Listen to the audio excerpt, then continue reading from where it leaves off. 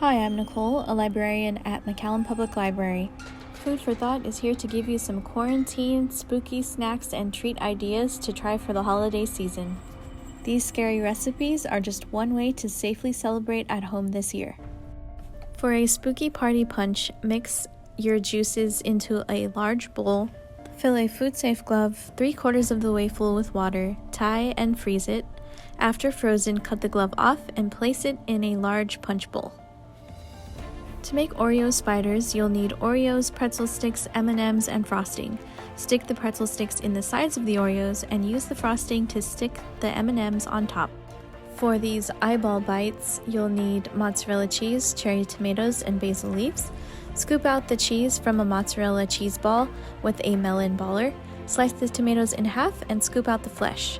Then place the mozzarella inside. Cut out some circles from basil leaves and place on top to look like eyes.